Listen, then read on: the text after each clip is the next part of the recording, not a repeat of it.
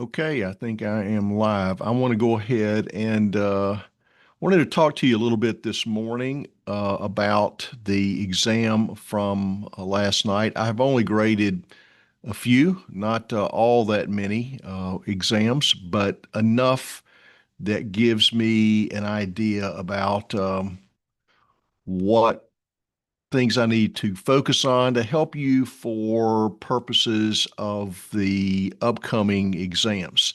This is a law class, and it's important to start to get the hang of understanding law and interpreting law and applying law.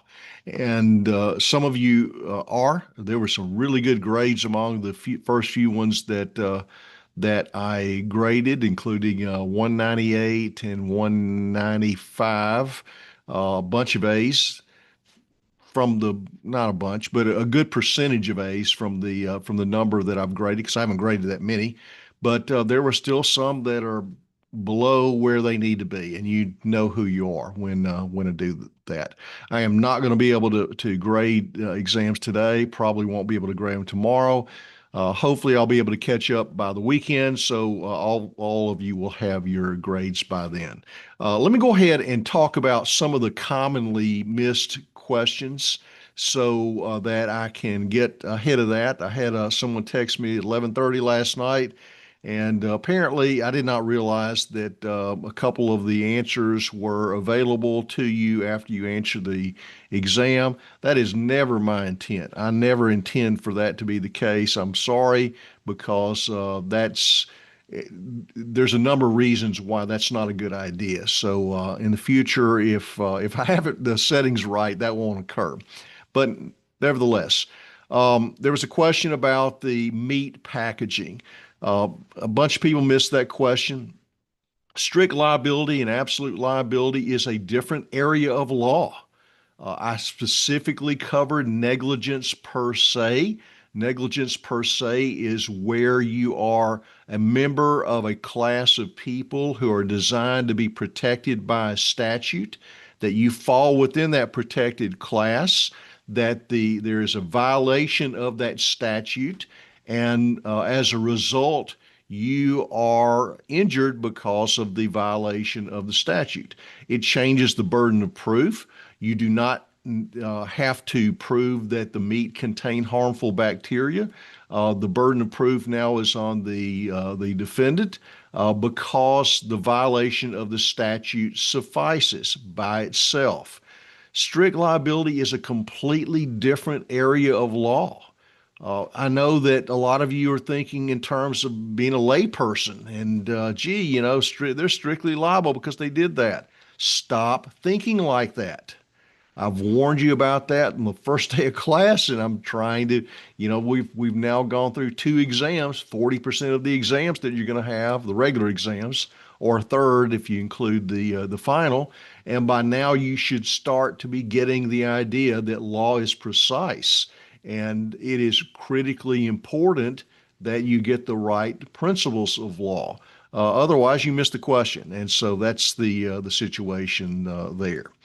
The premises liability questions, you did very well on the invitee, licensee, and trespasser.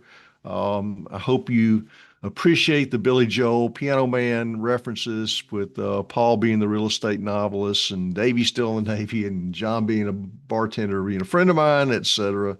Um, anyway, sometimes I only entertain myself, so hopefully you were entertained as well. On the fraud question. There was a fraud question, and I said that it should have been a two-part. Well, it's about 50-50 on students getting that right and students missing it. You should have discussed justifiable reliance and reasonable reliance, and they would have had different outcomes. The FTC question about the Lexus getting great gas mileage, that's puffery. Most of you got it right, but a few of you were thinking, oh, that's fraud. No, it's not. If you had said the Lexus gets 22 miles per gallon and it only got 14, that's fraud. That's a misrepresentation of a fact. All they were doing was giving an opinion that it gets great gas mileage. Um, Next one, I was disappointed on the next question that I wanted to address with you, and that was the where there was a posting of an untrue statement online about a lawyer stealing funds from his clients. Um, I asked what the act was of posting it, and that's publication. We talked about that, or I talked about that in the lecture. That's publication. That is an essential element of a defamation case. And I asked you a question about um, my lecture where I talked about a client I represented who sent a letter to someone else and they weren't liable because of that lack of publication. They just sent it directly to them. So the posting of the statement online was publication. Then the part that really I was disappointed about, I said, be very precise with this. What is the precise intentional tort that was going that this professional, the attorney, this professional experienced as a victim? And the answer should have been defamation per se, not defamation, defamation per se. For the most part, you got partial credit. You didn't get full credit, you got partial credit for that. Now, why am I a stickler on that? Well, they're two different torts. They sound alike, but again, stop thinking like a layperson. Just because they sound similar doesn't mean they're the same tort. Defamation means that in addition to misstatement, intentional misstatement of a fact, and that harms someone's good reputation, you have to prove damages. Defamation per se, you do not have to prove damages. Totally different standard. It's a different tort. That's why I asked, what is this professional? I try to give you hints in the questions. Professional. A professional accused of professional impropriety is defamation per se. It's one of, I think, four different categories of defamation per se. So you need to make sure that you are precise with that. It's a different tort. Fair Debt Collection Practices Act. I warned you about this, guys. And 50-50. Half of the students did well, half fell for some I thought pretty obvious kind of things. When the finance manager of the store is collecting the store's own debt, it's not an FDCPA violation. It sounds bad, but it's not that tort. FDCPA applies to third party debt collectors, collection agencies 99% of the time. That's what it applies to. It does not apply to collecting your own debt. An employee of the store collecting the debt is collecting your own debt. Then later, when I said that that store or that retail establishment, that car seller, was behind on its business lease, and then they had all kind of bad things happen to them as a result of them trying to, a collector trying to collect it. I asked about the FDCPA applying there. No, it didn't apply there either. Why not? Because it's not a consumer debt. You have to look at the elements, see if the elements are there. I don't care if it's a bad thing. That's not what law's about. Law's not about fairness. Law's not about good or bad or whatever. It's about whether these elements are met. Wasn't met there. Got to be a consumer debt, got to be a third party debt collector. Okay. Most of the class fell for this one. Customer bought a car at a store, at a retail establishment. I asked how long, based on what we talked about in class, how long did he have for the cooling off period? Most of you said 3 days. Nope. Cooling off period only applies to door sales. You got somebody knocking on your door with a car on his back selling you a car, then it applies. You go to a store, it doesn't apply. Now think about it logically. Why did they have this law in the first place? To avoid You being an innocent victim of a high pressure salesperson when all you did was open your door. Well, if you're going to a store, you're taking positive action. You don't need the same kind of protections that the door to door sales law is designed to protect. So if you think about it, logically, it makes sense. Now, not all laws are logical, but a lot of them are.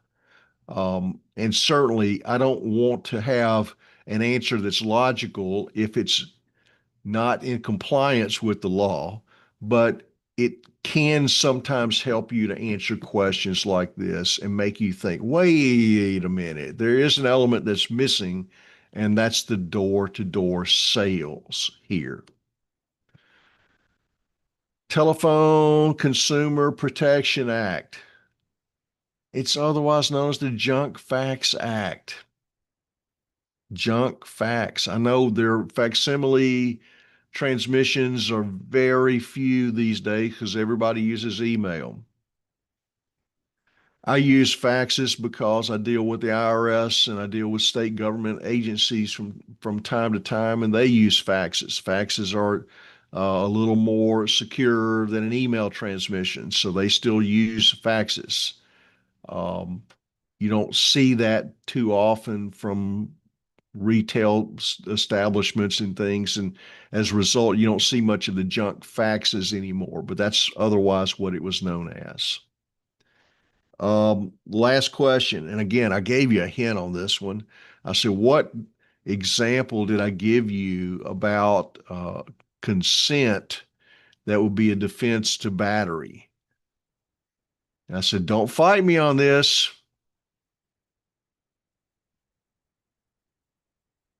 The boxing competition, the Golden Gloves competition, the fighting. I told you in the question, I gave you a hint. Anyway, okay, those are the ones that I wanted to cover with you. There is a 10-point bonus quiz that is available today. If you watch carefully the 10-minute video before you take the exam, it is an untimed exam or untimed quiz. And so you can take as long as you like before you answer it. Make sure you get everything right.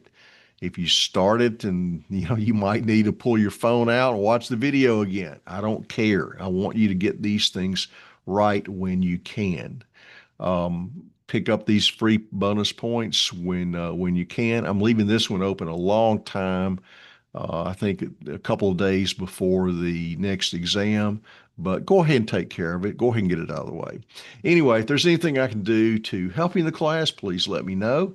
I'll be looking for the next Zoom class. The class after, I call it a Zoom class. It's an open office hour. That's really what it is.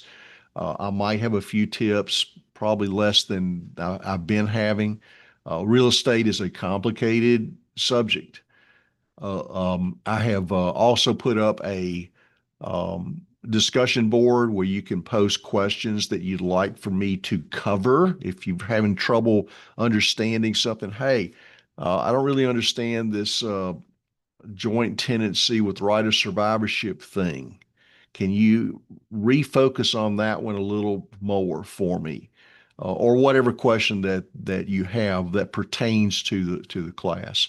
I'll try to take a look at that before the Zoom open office hour and try to cover that if I can.